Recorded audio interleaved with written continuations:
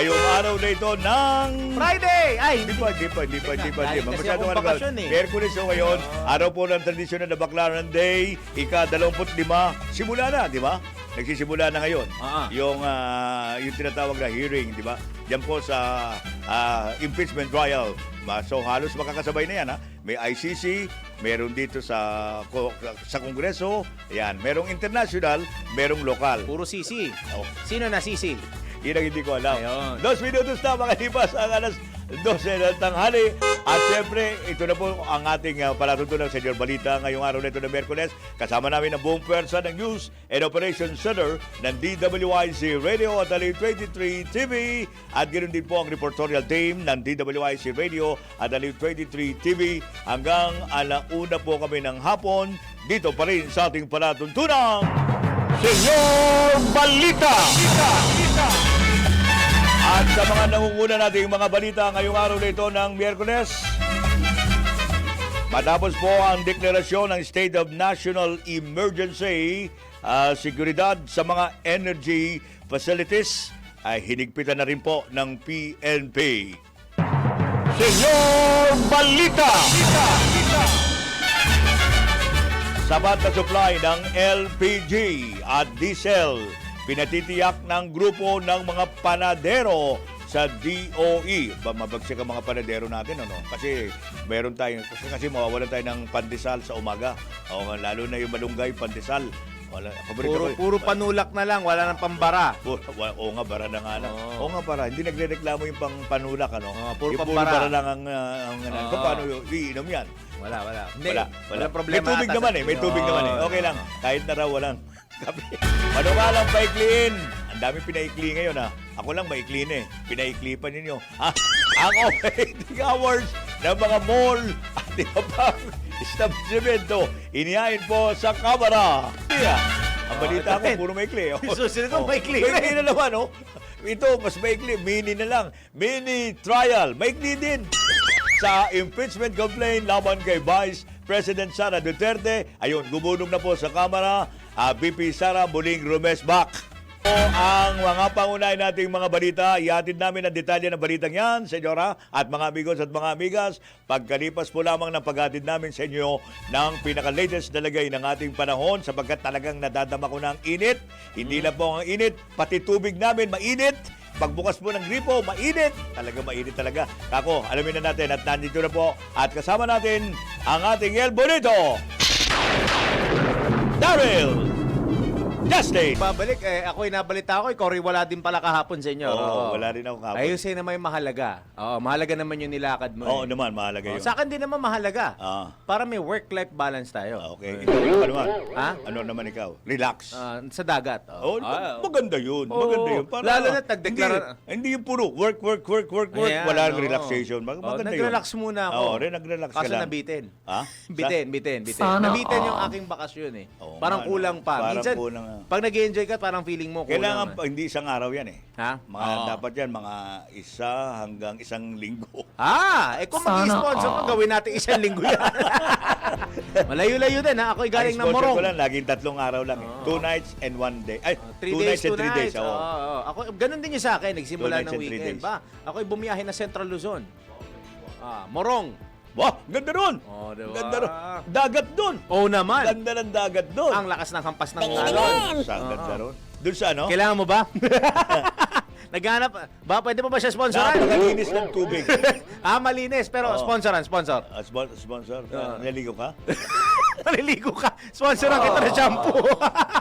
Shampoo, tsaka okay Sabon. na? Shampoo, tsaka sabon. Okay na? Ano ba yan? Ay, nako. Sa lagay ng panahon, senyor. Bago ko ibigay yung, ito, kaka-announce lang nito, ha? Nag-press conference sa Pag-asa ngayon. Pati press conference. Pati Pag-asa, nagpe-press conference rin. El Nino! Ba? Wait lang, ha? Meron? Posible daw ang El Nino na maideklara ng Hulyo, Agosto o Setyembre ngayong taon. Kanta yan ah. Ha? Kanta. Siyempre, tinagalog ko, kaya naging kanta. Hulyo, Hunyo, hindi, bitin. Hindi kaya. Hindi mo kaya. Walang Hunyo? Walang Hunyo eh. Kaya, Hulyo, Agosto, Setyembre lang. Bitin. Alanganin. Hindi may kakanta. Hindi makakanta. Oo. Bitin yan, bitin. At pwede daw magtagal yung El Nino hanggang sa katapusan ng taon. Hindi, puro ulan yan. Oo. Puro ulan yan. Near rainfall, near Hulyo, actual, oo. Hulyo, Agosto, Setyembre, Setyembre. dire-diretso na yan. Oo. Hanggang December na yan. Ang posibilidad na maideklara to ng July, August o September ay Wow. 62%. Okay. Ang posibilidad na tumagal to hanggang sa katapusan ng taon ay 83%. Naku, mas malaki ang porsyento doon. Oo, ha? Ibig sabihin, maulan ang tradisyonal na Pasko. Muka. Oo, ganun na Pero mangyayari alam mo, yan. ito yung nakakapagtaka. Next week is Semana Santa na. Hmm. Di ba kadalasan pag Semana Santa talagang Mainit. tirik ang panahon. Oo, kahit madaling araw. Oo. Ang kakaiba ngayon, senyor, malamig ang Metro Manila. Ilang Pagdating madaling ng- araw na. Hindi, kagabi, kanina madaling araw at Malamig. kahapon na madaling araw. Biruin mo, umabot pa rin tayo ng 19 degrees. Oh, ba? Umabot ng ganon? Ganong kalamig. Kaya pala, ang sarap ng tulog ko kanina. May hilik Oo. ba? Oo.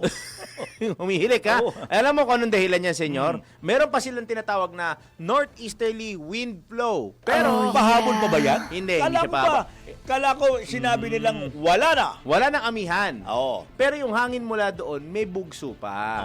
Mahina lang. Saan naman gagaling? Sa China? Mula sa Hilagang China Silangan, yan. no? Oh, Kadalasan China, Siberia, Oh, 'di ba? Siberia. Meron pang ito'y inaasahan naman nila kahit na naideklara nilang tapos na ang amihan. At maaaring tumagal to, senyor, pagkalagpas pa ng Holy Week. Natagal-tagal pa, 1 hanggang 2 linggo, Okay. kada madaling araw, posible pa yung... Masaya sila, hindi Masaya, mainit. oo. Pero easterlies ang bumabalot sa atin ngayon. Kaya yung pawis na yan, magtutuloy-tuloy na yan. Nako, Wala pa naman din tayong inasang bagyo na good news naman. hindi sakit na naman yan. Pwede naman. Oo, dahil Heat kasi stroke, may nako. lamig, may init. Oo, Ayan. pero huwag kayong bibilad ng tanghali sa Ayun, labas. na nga lang. Okay. Nakakatakot yun. Lalo na sa mga nasa Bicol Region, Quezon, Marinduque, Romblon, Oriental Mindoro. Kaya karamihan ang nakasakay sa aeroplano. Oh. Para ay, Panay ganun eh. May ganun, puro ubo. Panay oo. ganun eh. Kaya lahat may takip eh. May face mask na Oo, naman. oo. Ay, kasi nga, halo-halo nararamdaman sa panahon eh. Ay, talaga. Yan, no? Lalo na sa malaking bahagi ng bansa, maulap na papawirin, kalat-kalat na pag-ulan at may hinang pagkulog at pagkidlat, dulot niya ng pagkabuo ng moisture. Wow. Moisture pa ako ng easterlies. Ayun. Kaya asahan natin na tuyo at mainit po ang lagay ng panahon natin hanggang sa mga susunod na araw. Pero gaya na nabanggit ko, sa susunod na 2 linggo, senyor, wala tayong inaasahang bagyo o LPA na mabubuo sa loob at labas ng Philippine Area of Responsibility. Sa atin namang heat index check, asahan po natin na hindi pa rin naman karamihan ang lugar, senyor, na may kataasan sa heat index. Nangunguna dyan ang Katarman Northern Samar sa 41 degrees, ang Zamboanga at Cotabato nasa 40 degrees po ang heat index, Borongan Eastern Samar at Hinatuan Surigao del Sur 39 degrees, sa Davao City po 38 degrees ang ating heat index dyan, 12 lugar ang nasa 37 degrees, kasama na dyan ang Dagupan, 37 ayan na naman. kasama na. Dagupan na. Okay. Dagupan, Bacnotan, La Union, Hacienda Luisita kasama. Ang Cavite, kasama ang Cavite. Sa init yan, ha? Sa Init. init to, Oo. init ha. Dumangas sa Iloilo, Lagranaha sa Negros Occidental, Catbalogan sa Western Samar, Tacloban, Leyte, Butuan at Coron, Palawan. Ang Lawag, Isabela, Nako. Baler, Ako. Subic. Ay, ako'y dumaan ng Subic Oo. kahapon ha. Kasi Oo. papuntang Bataan ha. Mainit. 36 degrees ang heat Di ba, index. pagpasok mo naman sa loob, malamig eh. May aircon eh. Sa bagay. Pero mainit eh. Mainit nga. Pero kung sa tabing dagat ka, enjoy yan kasi Okay, mag-enjoy ka. masarap ang simoy ng Oo, hangin. tama. Sa Metro Manila, senyor, 34 degrees. Hindi pa ganun kataasan ng heat index natin. Sa Science Garden niya sa Quezon City, 33 degrees naman sa Naiya sa Pasay. Magpapatuloy, senyor, ang maaliwalas at magandang panahon sa buong linggo. Hanggang Tuesday Hanggang next week. sa panahon ng Semana Santa. Tradisyonal na Semana Santa. Oo, Okay. hanggang Martes next week. Inaasahan natin maglalaro ang temperatura sa 23 hanggang 35 degrees Celsius. Yan. Mainit-init po kaya sa mga kababayan natin, lalo na pagpatak ng alas 10 ng umaga hanggang alas 4 ng hapon, kung kayang hindi kayo nasa labas at nagbibilad sa araw, wag muna ha. Okay. Dahil delikado at ang balat ni natin ay sensitive. Okay. Mamaya magkaroon pa tayo ng skin cancer, di kaya mga heat stroke. Tama. Ingat-ingat po, magdala ng mga replenish ng inyong uhaw tulad ng mga tubig. Pag kape, wag na muna kasi masyado mainit kape. Pero kung ice coffee yan at nilibre kayo ni senyor, masarap yun. Okay. Pero yan, hindi yan ice coffee. Ano lang yan, mainit lang yan ha. Tubig. Tubig, ayun. O siya, sa ating sunrise sunset, tumilawak po ang manok. Kanina pong alas 5:57 ng umaga at asahan ang paglubog ng araw. Kasamang pusa. Pero hindi ko narinig yan sa Bataan. Wala akong narinig na ganyan nung pumunta ako doon. Alas 6:08 po yan. Dito lang sa Metro Manila. Alas 6:08 po yan mamaya. IC, sa Sa- IC. Sa IC Sa lang. IC, oo. Dito marami. Maraming pusa rito. Sa bahay namin marami din. 6:08 po ng gabi, lulubog ang araw. Yan ang muna aking latest weather reports, whether you like it or not. Ako po si El Bonito Daryl. Justin, nagbabalita ng tama, naglilingkod ng tama. Pinakahuli, pinaka-latest, pinaka-napapanahon, whether we like it or not. DWIZ Weather Report. Senyor Balita!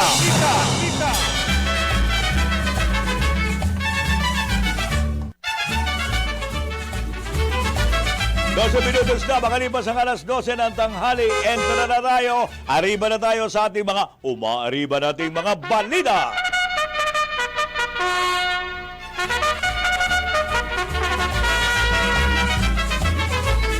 At buena mano na tayo sa ating mga pangunay mga balita. Tingnan natin ang report mula kay Patrol 17, Jopel Pelenyo, mula po dyan sa Campo Grame. Mahigpit na seguridad sa mga energy facilities, ipinatupad na po ng Philippine National Police. Detalye niyan mula kay Jopel. Jopel! Okay, Jopel! Nagpatupad ng mahigpit na seguridad ang Philippine National Police sa mga mahalagang pasilidad ng enerhiya kasunod ng deklarasyon ng State of National Energy Emergency. Tiniyak sa publiko ni PNP Chief Police General Jose Melencio Nartates Jr. na mananatiling nakaalerto ang kanilang pwersa para maiwasan ang anumang pagkaantala o pagkasamantala sa sitwasyon. Binigyan diin ng hepe ng PNP ang pangangailangang protektahan ang mga substation, transmission lines at mga planta ng kuryente bilang mga posibleng kahinaan sa panahon ng kakulangan sa supply ng kuryente. Payag ni Police General Nartates na ipinatupad nila ang paghigpit sa mga pasilidad upang matiyak ang tuloy-tuloy na maayos na operasyon sa gitna ng nararanasang krisis sa enerhiya. Ito si Patrol 17 Chopel Pelenyo. Para sa impilang may tatulakas, DWIZ nagbabalita ng tama, naglilingkod ng tama. Senyor Balita! Maraming salamat, Jopel Pelenyo. Nagatid sa ating orasang 14 minutos na makalipas ang alas 12 ng tanghali.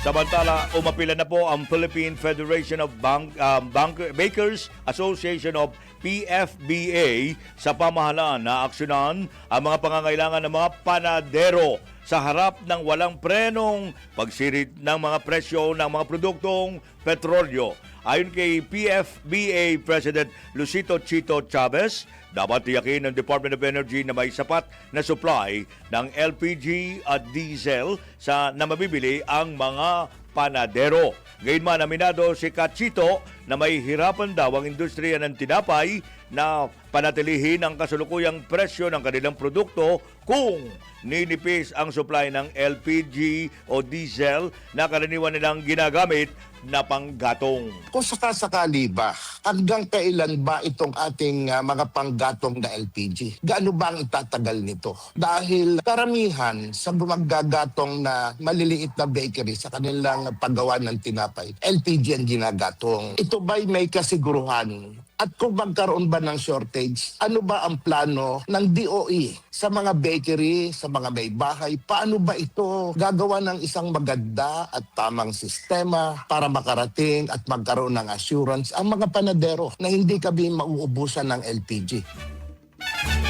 Samantala, nanawagan si Chavez sa DOE na payagan ang mga magtitinapay na bumili sa mga gasolinahan ng krudo gamit ang mga malalaking container maging sa DTI na tulungan ang kanilang industriya.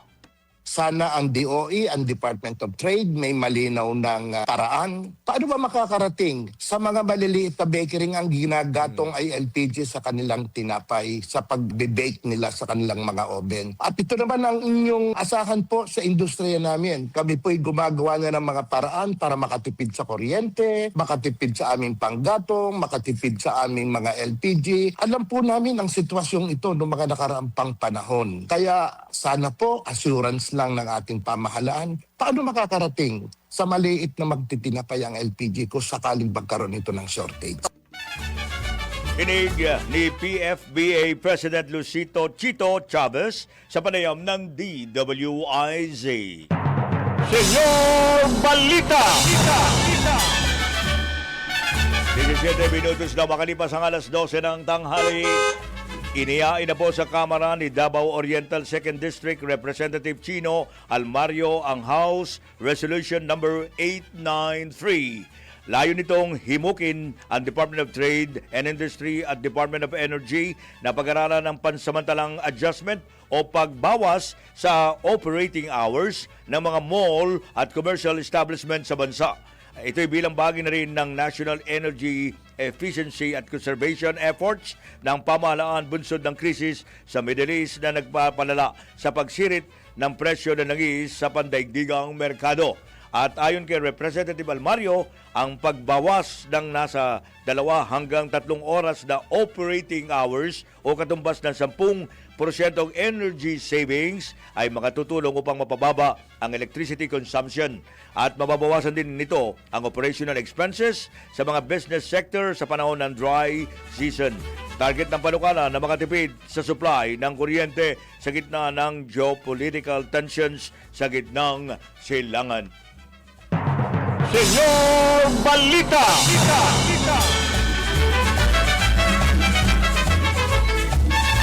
Samantala, sinimulan ng hearing proper o mini trial ng House Committee on Justice kaugnay sa impeachment complaints laban po kay Vice President Sara Duterte. Layunin nitong talakayin ang mga ilalatag na ebidensya at testimonya ng mga complainant, endorsers at respondent. Ayon kay Batangas 2nd District Representative Jervil Luistro, chairperson ng naturang komite, kabilang rin sa mga tatalakayin ng hiling na pagpapasabpina sa ilang mga dokumento, petisyon para sa protective custody ni Ramil Madriaga at ang issue ng sinasabing conflict of interest sa dalawang legal counsel ni BP Sara. Una nang ipinahayag ni Congressman Luistro na tatapusin muna ang paglalatag ng ebidensya ng mga complainant at endorsers ng ikatlong impeachment complaint bago isunod ang pagpresenta ng mga ebidensya ng respondent maging ang pagpresenta ng mga ebidensya sa ika-4 na reklamo. Senyor Balita! May report tayo mula sa Senado. Ando ang ating kasamang si Celia Ortega Bueno, one-time, big-time na power rate hike na inanunsyo ng Energy Regulatory Commission. Inalmahan daw ng Senado. Ang detalye mula kay Celia Ortega Bueno. Celia? Dapat na limitahan ang anumang potensyal na matinding pagtaas sa presyo ng kuryente upang makatulong sa pagpapagaan ng pasaning pinansyal ng mga mamimili sa gitna ng mabilis na pagtaas ng presyo ng petrolyo. Ito naging panawagan ni Senator Sherwin Gatchalian sa Energy Regulatory Commission o ERC. Sa pagdinig ng Senado, tinanong ni Gatchalian si ERC Chairman Saturnino Juan ukol sa posibleng pagtaas ng singil sa kuryente, lalo na nakadepende ng malaki ang bansa sa coal at apektado rin ang presyo ng natural gas. Bilang tugon, sinabi ni Juan na maaaring tumaas ang presyo ng o singil sa kuryente ng 2 hanggang 4 na piso kada kilowatt hour. Gate ni Gatchalian, bad timing kung isasabay ang pagtaas ng kuryente sa mataas na presyo ng langis. May kapangyarihan anya ang komisyon ay patupad ito ng hulugan o staggered basis dahil magiging double whammy ito sa ating mga consumer. Apila ni Gatchalian sa ERC, huwag payagan ang one-time, big-time na pagtaas sa singil ng kuryente dahil marami talaga ang mahihirapan. Iginiit ni Gatchalian ang industriya ng kuryente isang sektor na may regulation. Sinabi ng ERC na pinag-aaralan na nila kung maaaring bumuo ng proseso kung saan obligahin ang mga distribution utility na sumiti muna ang kanilang mga calculation sa Commission buwan-buwan o sumiti muna sa ERC ang kanilang calculation buwan-buwan bago magpatupad ng anumang pagtaas o adjustment sa singil sa kuryente. Ito sa Patrol 19, Celia Ortega Bueno para sa impilang metodong lakas sa DWIC. Nagbabalita ng tama, naglilingkod ng tama. Senyor Balita! Maraming salamat, Celia. Mula po sa Senado, nagatid sa ating orasan. 21 minutos na makalipas ang alas 12 ng tanghali. Mula kay Celia, dumako tayo kay Jen Patrolia. Supply ng mga pangunahing pagkain na nanatiling sapat pero presyo posible daw tumaas. Ang detalye mula kay Jen Patrolia. Jen? Tiniyak ni Agriculture Secretary Francisco Chu Laurel Jr. na sapat ang supply ng pagkain sa bansa sa kabila ng mataas na presyo ng produktong petrolyo dulot ng tensyon sa Middle East. Ayon sa DA, hindi kakulangan ng supply ang problema, kundi ang affordability o kakayahang bumili ng mga Pilipino. Nanatiling matatag ang supply ng bigas habang sapat din ang inventaryo ng baboy at manok. Gayunman, nagbabala ang kalihim na posibleng tumaas ang presyo ng pagkain dahil sa pagmahal ng langis na nakaapekto sa transportasyon, logistics at pataba. Patuloy rin ang pamalaan sa pamahagi ng subsidiya sa mga magsasaka at mangingisda upang maibsan ang epekto ng pagtaas sa gastos. Ako si Patrol 38, Jen Patrolia, nag-uulat sa himpilang may todong lakas DWIC, nagbabalita ng tama, naglilingkod ng tama. Senyor Balita! Salamat, Jen. Samantala, binatikos naman ni Vice President Sara Duterte ang sinasagawang pagdinig ng House Committee on Justice na ginagamit lamang upang makabuo ng umano'y mini-trial laban sa kanya. Sa inilabas na pahayag, iginit ng pangalawang Pangulo na walang patakaran na nag-uutos na kailangang personal na dumalo ang respondent sa mga pagdinig kaugnay ng impeachment complaint. At ayon kay VP Sara, naisumite na niya ang kanyang answer at kotalam at dapat nang umanong ibasura ang reklamo dahil sa kakulangan ng ebidensya. Tiniligsa rin ng Vice Presidente ang sinasabing patuloy na fishing expedition ng Kamara laban sa kanya at sinabing mas inuuna ang politika kaysa sa kapakanan ng mga Pilipinong naharap sa mataas na presyo ng mga bilihin. Senyor Balita! 23 minutos na makalipas ang alas 12 ng tanghali. Nilinaw naman ni Executive Secretary Ralph Recto na ang Crisis Committee na binubuo ni Pangulong Ferdinand Marcos Jr. ay hindi magsisimula ng panibagong hakbang o tulong, kundi magpapatibay at magpapatuloy sa mga naunang programa ng gobyerno kaugnay ng sigalot sa gitnang silangan. Ayon kay Executive Secretary Recto, agad umaksyon ng gobyerno upang protektahan ang bansa laban sa epekto ng krisis, kabilang ang pagbibigay ng ayuda at fuel subsidy sa libo-libong mga tsuper at pagpapawi sa mga overseas Filipino workers sa pamamagitan ng chartered flights. Ipinatupad din niya ang iba't ibang hakbang tulad ng pagtitipid sa enerhiya, pagbabawas ng toll fees at pagpapagaan sa airport at landing at fees upang maibsan ang epekto ng tumataas na presyo ng langis. Dagdag pa ng opisyal, nakalaan ng bilyon-bilyong pisong pondo upang suportahan ang mga sektor na lubhang naepektuhan, kabilang na nakatakda rin na tulungan ng mga magsasaka at mangingisda sa gastusin sa gasolina. Binigyan din pa ni ES Recto na patuloy ang mga hakbang ng pamahalaan kabilang ang mga negosasyon para sa supply ng langis kahit hindi raw ito pinapayagan o pinapahayag sa publiko at mahalaga ang pagtuon ng pagbuo ng Crisis Committee upang mas mapalakas ang koordinasyon ng mga ahensya ng pamahalaan, lalo na at hindi pa ito para kung kailan ito, hindi pa alam kung kailan ito matatapos ang krisis at ang epekto nito sa pandaigdigang supply ng langis. Senyor Balita! Magbabalik kami sa mga karagdagang detalye pa rin ng ating mga pangunahing mga balita ngayong araw na ito ng Miyerkules. Babalik kami pagkalipas po lamang ng ilang paalala. Philippine Standard Time, 26 minutos na makalipas ang alas 12 ng tanghali. That time check was brought to you by Arena Plus Sportsbook. Arena Plus. Gambling is for 21 years old and above only. Gambling can be addictive. Know when to stop. Senyor Balita! That news was brought to you by Arena Plus Sportsbook. Arena Plus. Gambling is for 21 years old and above only. Gambling can be addictive. Know when to stop.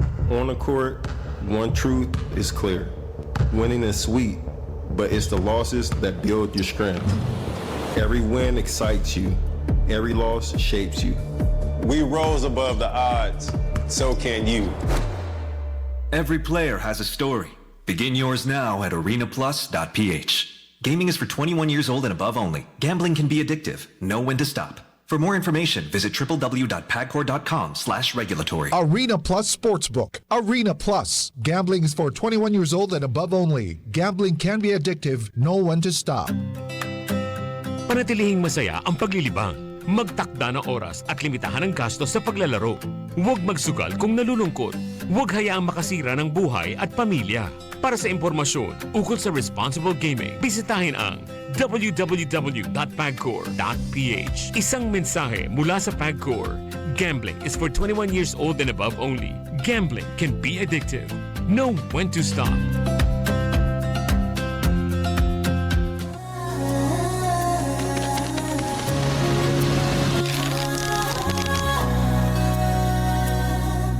Hindi umuurong sa pagtulong, kawang gawa sa lahat sinusulong. PCSO, PCSO. Hindi umuurong sa pagtulong. PCSO,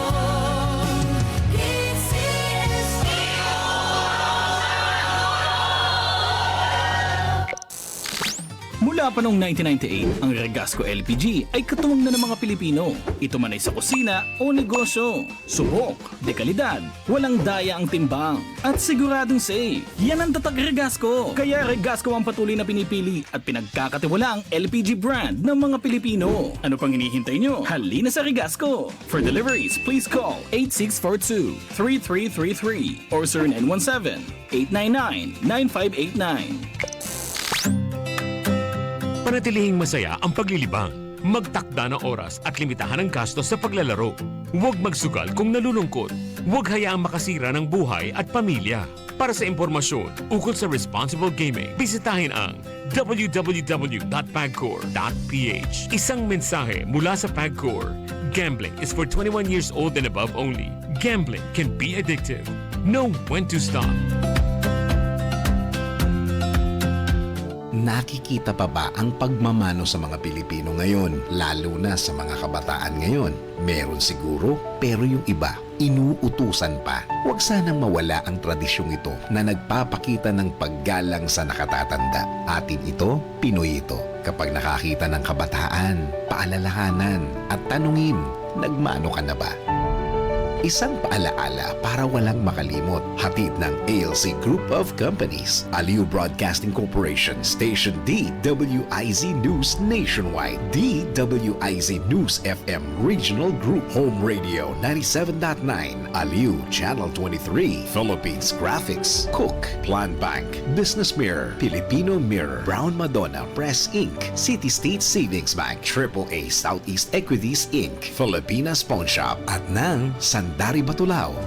Papalakas ng papalakas, palinaw ng palinaw, mga balita at impormasyong naiintindihan dahil malinaw mong nalaman. Tutok lang sa DWIZ mula umaga hanggang gabi. Updated on air and online. DWIZ, nagbabalita ng tama, naglilingkod ng tama.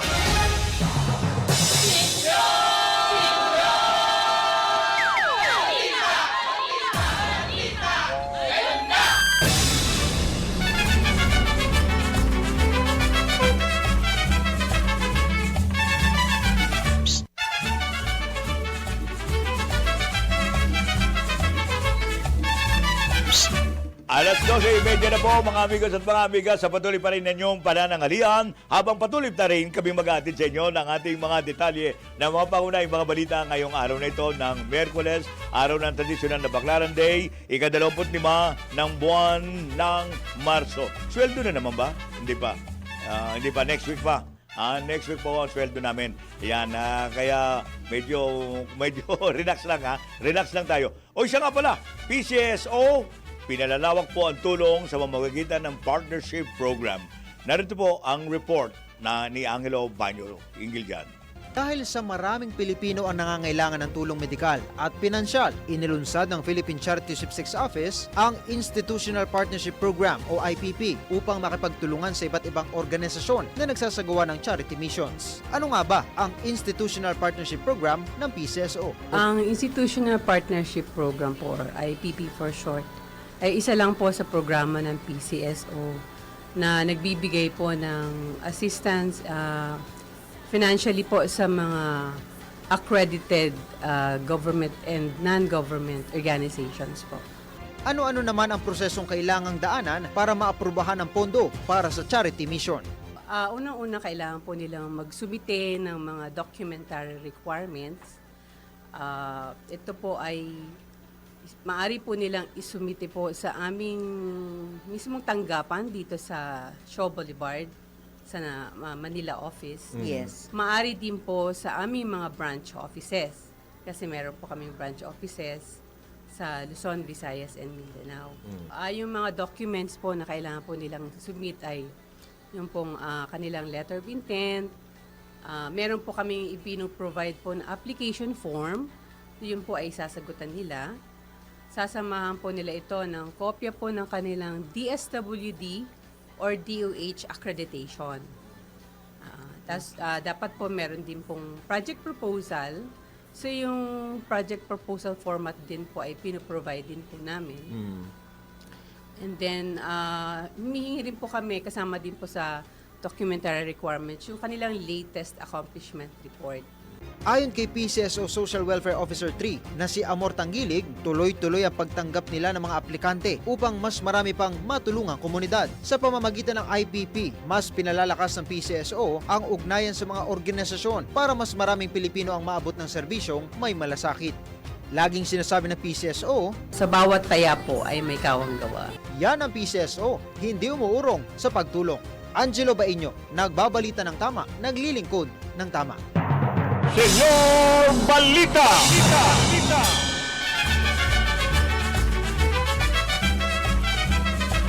Maraming salamat, PCSO. 33 minutos na, makalipas ang alas 12 ng tanghali.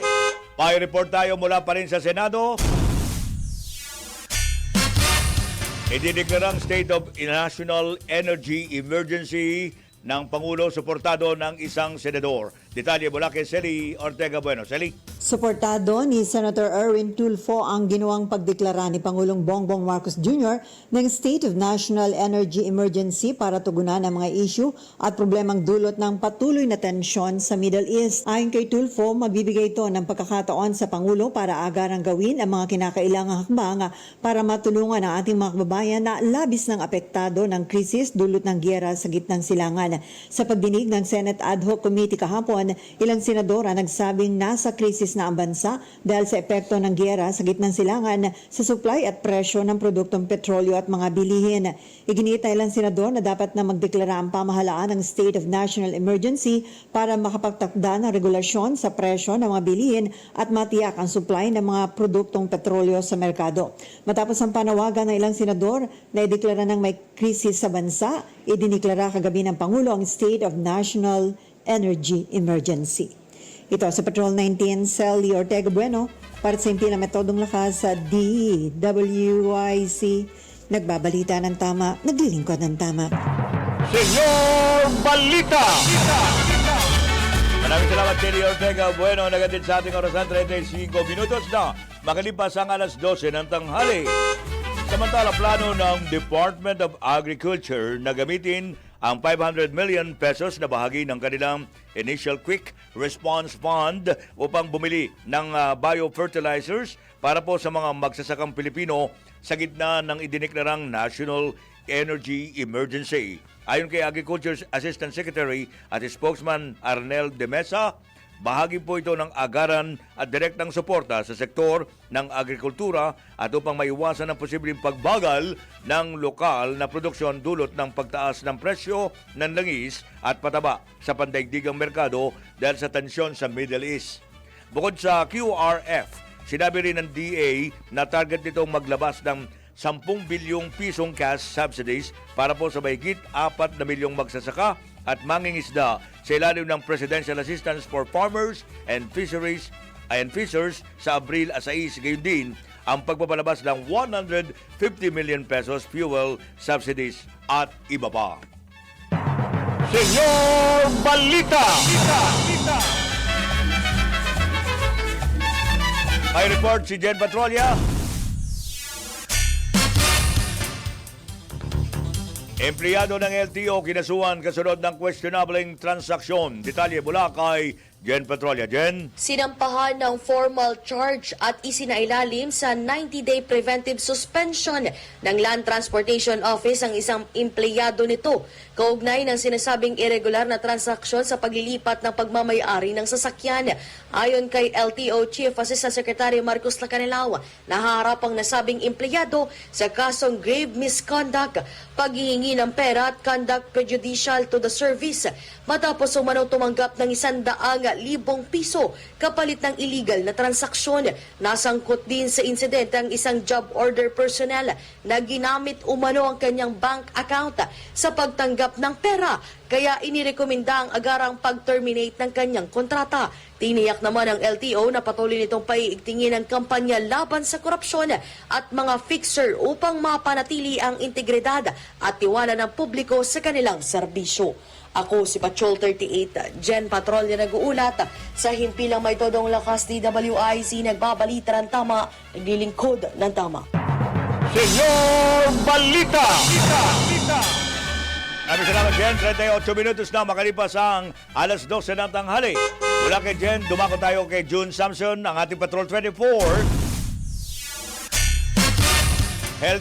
Health tips ngayong pumasok na ang panahon ng tag-init. Inilabas na po ngayon ng DOH. Ang detalye mula kay June Samson. June? Baba ang Department of Health laban sa pagtaas ng kaso ng heat-related illnesses ngayong panahon init. Ayon sa DOH, kabilang sa mga posibleng maranasan heat exhaustion at Teka, babalikan natin mamaya ang komunikasyon ni June Samson. 38 minutos na makalipas ang alas 12 ng tanghali. Samantala nagalok ang Estados Unidos sa Iran ng isang plano para matigil na ang nagpapatuloy na sigalot sa pagitan ng dalawang bansa. Ayon sa mga ulat, kabilang sa inihaing 15-point plan ng US President Donald Trump o ni US President Donald Trump ay ang paglimita sa nuclear program ng Iran at ang muling pagbubukas ng Strait of Hormuz. Nabatid ay binigay ng Amerika ang alok nitong plano sa pamamagitan ng Pakistan at inaasahang magdideklara ng isang buwang tigil putukan ng Amerika at Iran upang talakayin ang nilalaman ng naturang proposal. Tampok sa mga kondisyong pangkapayapaan ang pagbabasura ng Iran sa uranium enrichment program nito na ayon sa Amerika at Israel ay isa sa mga sangkap para makagawa ng sandatang nuklear. Senyor Balita! Balikan natin si John Samson. John? Go ahead, John. Yes, senyor, nagbabala ang Department of Health laban sa pagtaas ng kaso ng heat-related illnesses ngayong panahon ng tag-init. Ayon sa DOH, kabilang sa mga posibleng maranasan ang heat exhaustion at heat stroke na maaaring magdulot ng seryosong komplikasyon kapag hindi agad naagapan.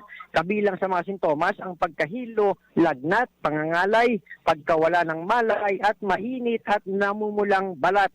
Kaugnay niyan ay pinapayuhan ng DOH sa publiko na uminom ng sapat na dami ng tubig, iwasan ng matinding aktibidad sa pagitan ng alas 9 ng umaga hanggang alas 4 ng hapon at magsuot ng magaan at maluwag na damit. Inirekomenda din ang paggamit ng payong, sombrero o kaya ay pamaypay sa paglalabas ng bahay upang maiwasan ang direktang tama ng init ng araw. Patrol 24, June Samson, para sa impilang may todong lakas, DWIZ, nagbabalita ng tama, naglilingkod ng tama. Senyor Balita! Maraming salamat, John. Nagatid sa ating orasan, 41 minutos na makalipas ang alas 12 ng tanghali. Samantala, balikan natin ang palasyo ng Malacanang. Pamahalaan magdideploy ng 17,000 PCG personnel o Philippine Coast Guard personnel ngayong tradisyonal na Semana Santa. Tingnan natin ang detalye mula kay Gilbert Perdes. Gilbert? Nasa 17,000 na mga personnel ang ide-deploy ng Philippine Coast Guard sa buong bansa mula March 28 hanggang April 5 ngayong Semana Santa. Sa bagong Pilipinas ngayon, public briefing, sinabi ni PCG spokesperson Commodore Noemi Cayabyab na ito raw ay bahagi ng kanilang full heightened alert status upang matiyak ang kaligtasan ng mga mananakay sa mga pantalan at mga tourist destinations. Anya, maglalagay din sila ng malasakit help desks, K9 units at magsasagawa ng masusing inspeksyon sa mga barko at pasahero upang maiwasan ang overloading at iba pang aksidente sa dagat habang inaasahan ang pagdagsa ng mga pasahero ngayong Semana Santa. Samantala, nagbabala naman ang Coast Guard laban sa pagsakay sa mga kolorum na mga bangka o motorbangka na hindi dumadaan sa inspeksyon. Ayon kay Cayabyab, delikado ang mga ito dahil walang kasiguruhan sa seaworthiness at kakulangan sa life-saving devices o yung equipment na maaaring magdulot ng aksidente sa dagat. Patrol 13, Gilbert Perdes para sa himpilang may todong las DWIZ. Nagbabalita ng tama, naglilingkod ng tama. Senyor Balita! Maraming salamat, Gilbert. Direktamente mula sa Palasyo ng Malacanang, 42 minutos na makalipas po ang alas 12 ng tanghali. Nagbabalik si June Samson. Online Reservation Assistance System sa Pierre ipinatupad na po para iwas sa mahabang pila ngayong traditional na Semana Santa. Detalye niyan ihatid ni Patrol 24, June Samson. June? Senyor, ilunsad na ng Philippine Ports Authority ang tinawag na online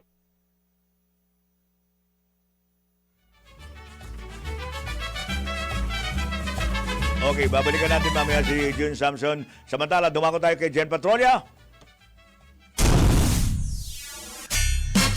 Sloop protection sa Pasig City, minamadali na. Ang detalye niya ihatid ni Jen Patrolya. Jen? Inatasan ni Pangulong Ferdinand Bongbong Marcos Jr. ang Department of Public Works and Highway na agarang tapusin ang slope protection structure sa Barangay San Jose, Pasig City upang maprotektahan ang mga residente laban sa posibleng pagguho ng lupa. Ayon kay DPWH Secretary Vince Dizon, pinamamadali ang proyekto upang maiwasan ang insidente ng pagguho, lalo na ngayong papalapit na ang tag-ulan. Dagdag pa ng kalihim, naglalagay na rin ng karagdagang 18-meter sheet piles sa lugar upang patatagin ang lupa at matiyak ang kaligtasan ng komunidad. Inaasahang matatapos naman ang proyekto bago magsimula ang tag-ulan sa pakikipag-ugnayan ng DPWH sa lokal na pamalaan ng Pasig City.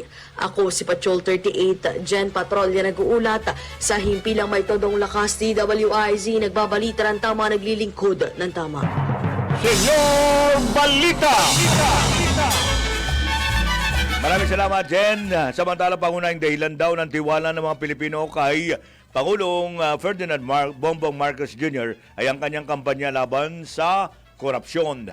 Batay sa survey ng Pulse Asia, 28.6% ng mga Pilipino ang nagsabing nagtitiwala sila sa Pangulo dahil sa kanyang pagsisikap na labanan ang katiwalian sa gobyerno. Ilan sa mga dahilan ng pagtitiwala sa Pangulo ay ang kanyang pagtulong sa mga lugar at biktima ng kalamidad, 12.4%, ang tagumpay ng mga programa ng kanyang administrasyon sa pagpapabuti ng buhay ng mga Pilipino, 10.9%, at ang kanyang pagsuporta sa mga magsasaka, 9.9%. Samantala, may iba pang mga dahilan na binanggit na hindi hihigit pa sa 4.9% ng mga pagtitiwala sa Pangulo. At sa kabilang banda, ang mga hindi makapagsasabi kung sila ba ay nagtitiwala o hindi sa Pangulo ay 39.3% ay naguugat ang kanilang pag-aalinlangan sa sinasabing kabiguan ni Pangulong Marcos na makontrol ang patuloy na pagtaas ng presyo ng mga pangunahing bilihin. Isinagawa ang survey mula Pebrero 27 hanggang Marso 2 ng kasalukuyang taon sa pamamagitan ng face-to-face interviews sa 1,200 respondent na may edad na 18 anyos pataas. Philippine Amusement and Gaming Corporation o PAGCOR sa pagbabalik ng inaabangang 1K for 2M nationwide Link Bingo event sa March 29. Panguna ng Casino Filipino Angeles ang nasabing bingo event at sabay itong lalaruin sa mga Casino Filipino branches sa Bacolod, Cebu, Puente, Grand Regal, Ilocos Norte, Iloilo, Mactan, Olongapo at Tagaytay. Hanggang 2 milyong pisong jackpot prize ang naghihintay sa ika-10 at huling laro habang at 100,000 piso naman ang papremyo sa bawat isa sa unang 9 na laro. Sa halagang 1,000 piso kada ticket, makakatanggap ang mga kalahok ng 4 na bingo cards bawat laro at valid ito para sa 10 kapanapanabik na rounds. Ang Link Bingo Series ay bagay ng layunin ng PAGCOR na makapaghatid ng saya at responsableng gaming experience sa mga bingo enthusiasts. Para po sa karagdagang detalye, maaaring tumawag sa 0906-574-1935 o 0927-804-0304 o 0917-843-0970. Maaari na ring bisitahin ang www.casinofilipino.ph o i-follow ang official Casino Filipino Facebook page para sa iba pang updates. Senyor Balita! Last report tayo mula sa Palasyo ng Malacanang. DWIZ Flash Report. Pangulong Marcos ay pinag-utos ng paglalabas ng 20 billion emergency fund. Detalye mula kay Gilbert Perez. Gilbert! Yes, Senyor. Ipinag-utos nga ni Pangulong Ferdinand Marcos Jr. ang paglalabas ng 20 billion pesos na emergency fund upang matiyak ang fuel supply ng bansa sa gitna ng patuloy na pagtaas ng presyo na langis sa world market. Ayon kay DBM Assistant o Acting Secretary Rolando Toledo, inaprubahan ng Special Allotment Release Order yung SARO at Notice of Cash Allocation para po sa Department of Energy upang suportahan ng Emergency Energy Security Program ng gobyerno. Anya gagamitin ng pondo para sa strategic procurement ng fuel products tulad po yan ng diesel, gasoline at LPG upang mapalakas ang national fuel inventory at maiwasan po yung posibleng kakulangan sa supply ng langis. Layunin din itong mapatatag ang pump prices at matiyak ang tuloy-tuloy na operasyon ng transport, logistics, agriculture at iba pang essential services. Patrol 13, Gilbert Perdes para sa Himpilang May Todong Las, DWIZ, nagbabalita ng tama, naglilingkod ng tama. Senyor Balita! Maraming salamat, Gilbert. Samantala, mahigpit na minomonitor ng Philippine Airlines sa mga global at regional developments na maaaring makaapekto sa supply at presyo ng jet fuel. Matapos ibabala ni Pangulong Ferdinand Marcos Jr. ang posibleng paghinto ng biyahe ng mga eroplano dahil sa kakulangan ng jet fuel. Sa kabila nito, tiniyak ng PAL na meron itong sapat na supply ng jet fuel upang masuportahan ang mga nakatagdang biyahe kabilang ang mga long-haul flights. Kinikilala rin ng naturang airline na nananatiling pabago-bago ang kondisyon ng pandaigdigang supply. Bilang bahagi ng maingat na pagpaplano, patuloy ng nakikipagtulungan ang PAL sa mga fuel supplier, industry partners at mga ahensya ng gobyerno upang matiyak ang matatag at epesyenteng operasyon ng pangmatagalan. Senyor Balita! Muli, may paalala po ang PAGCOR. Muling mag-aatid ng saya ang Philippine Amusement and Gaming Corporation o PAGCOR sa pagbabalik ng inaabangang 1K for 2M nationwide Link Bingo event sa March 29. Panguna ng Casino Filipino Angeles ang nasabing bingo event at sabay itong lalaruin sa mga Casino Filipino branches sa Bacolod, Cebu, Puente, Grand Regal, Ilocos Norte, Iloilo, Mactan, Olongapo at Tagaytay. Hanggang 2 milyong pisong jackpot prize ang naghihintay sa ika-10 at huling laro, habang 100,000 piso naman ang papremyo sa bawat isa sa unang 9 na laro. Sa halagang 1,000 piso kada ticket, makakatanggap ang mga kalahok ng 4 na bingo cards bawat laro at valid ito para sa 10 kapanapanabik na rounds.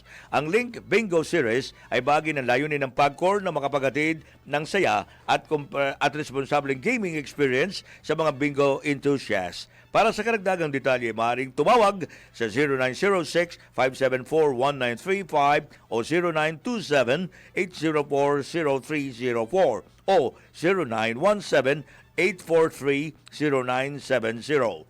Maaari ring bisitahin ang www.casinofilipino.ph o i-follow ang official Casino Filipino Facebook page para po sa iba pang updates.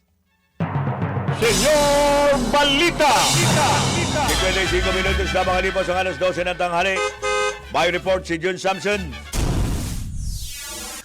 Online Reservation Assistance System sa Pierre ipinatupad na po para iwas sa mahabang pila ngayong tradisyonal na Semana Santa. Jun? Senyor, inilunsad ng Philippine Ports Authority ang tinawag na Online Reservation Assistance System para pabilisin ang ticket reservation at mabawasan ang mahabang pila sa mga pantalan. Sa pamamagitan ng QR code at online system ay makakapili na ng schedule ng biyahe at makakakuha ng oras pass ang mga pasahero bago pumunta sa pantalan. Ayon kay Philippine Ports Authority Assistant General Manager for Operations, Attorney Mark Palomar, may nakalaan ng hislat sa biyahe ang mga nagparehistro online kaya hindi na kailangang maghintay na matagal sa pier. Isinasagawa na ng pilot testing ng proyekto sa Port of Lucena at inasahang palalawakin pa ito sa iba pang mga pantalan sa bansa. Patrol 24, June Samson, para sa impilang may todong lakas, DWIZ, nagbabalita ng tama, naglilingkod ng tama. Senyor Balita!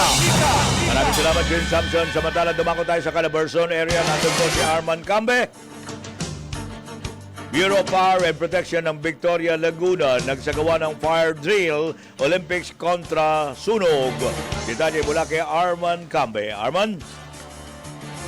Para mabigyan ng magandang idea ang mga mamamayan laban sa pagkalat ng sunog o maulit ang mga sunog sa mga kabahayan, nagsagawa ng fire drill ang Bureau of Fire and Protection sa Victoria, Laguna na kinasalihan ng 9 na barangay ng naturang bayan. Naging overall champion ng Barangay San Roque sa panguna ni Barangay Chairman Irvin Rebong Talukod na sinundan naman ng Barangay Masabang at San Francisco. Ang fire drill ay para matugunan ang kaalaman ng mga kabataan at maging ng mga nanay o ama ng tahanan na magpapasa para sa pag-apula ng apoy kung sakaling magkaroon ng sunog sa kanilang tahanan.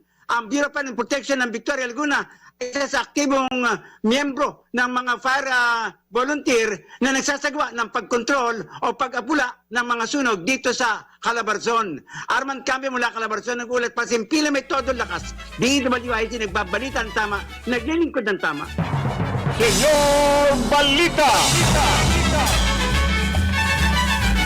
Maraming salamat, Arman. Nagadit sa ating orasan, 58 minutos na. Makalipas ang alas 12 ng tanghali, hudyat na po ng ating pansamantalang mamamalam ngayong araw na ito ng Miyerkules. At patama quote tayo, ika-25 ng buwan ng Marso.